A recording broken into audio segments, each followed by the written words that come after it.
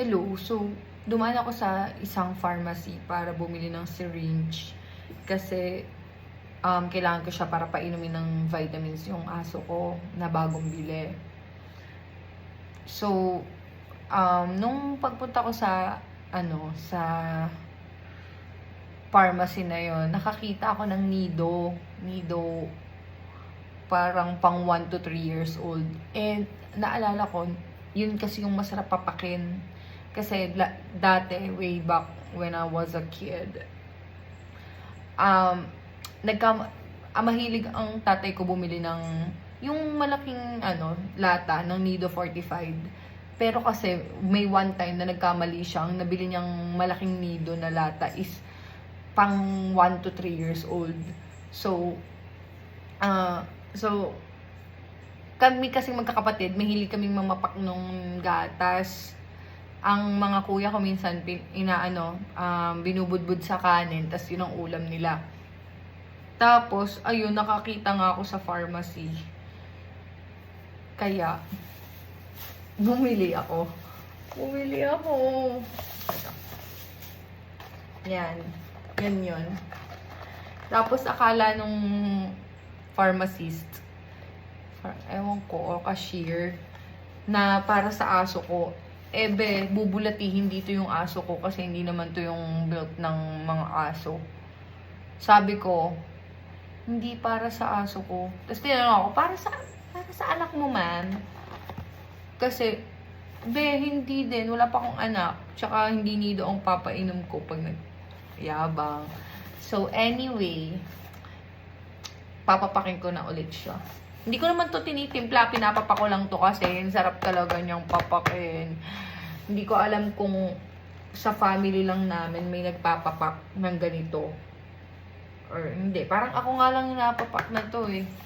Kasi last time, hindi ko natanda yung last time na bumili ang tatay ko ng gatas na isang lata. Anyway, I'm so happy. And now, it's time for me to papak this. Papak. Charan! And meron pa siyang freebie na scooper. So, ngayon, papapakin ko siya. I'm gonna open the clothes.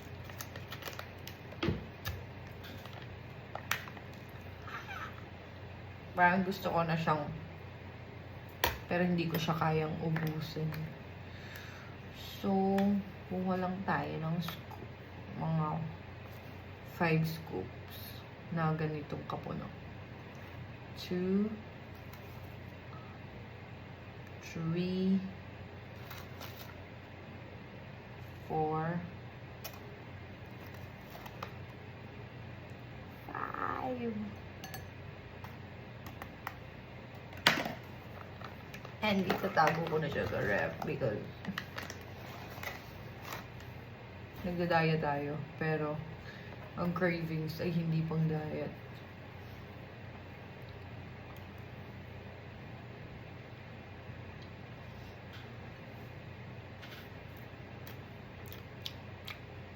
Sarap talaga niya.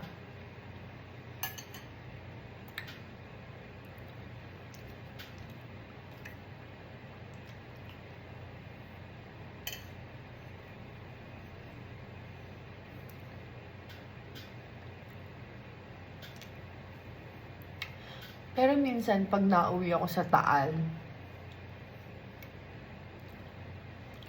meron kasing Ensure yung nanay ko. Kasi yun yung iniinom yung gatas. Ang sarap din papakin. For real.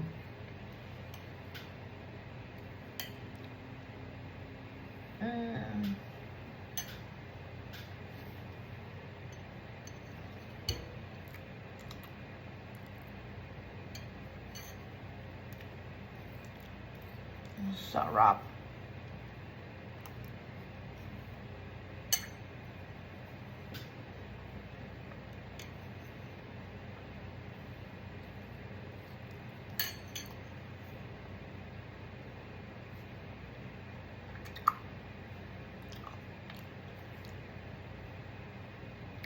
Ito yung nakakapit sa ngalang-ala, oh.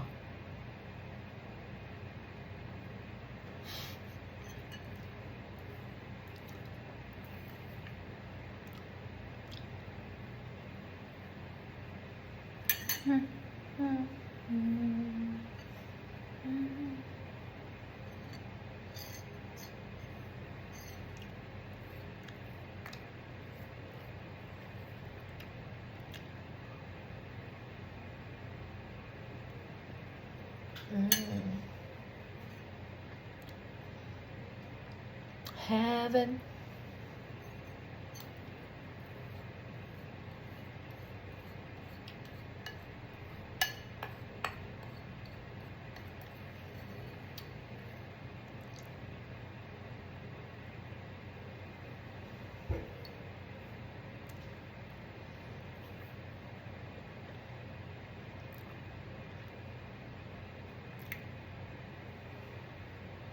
Makapit talaga siya sa ngalang-ala.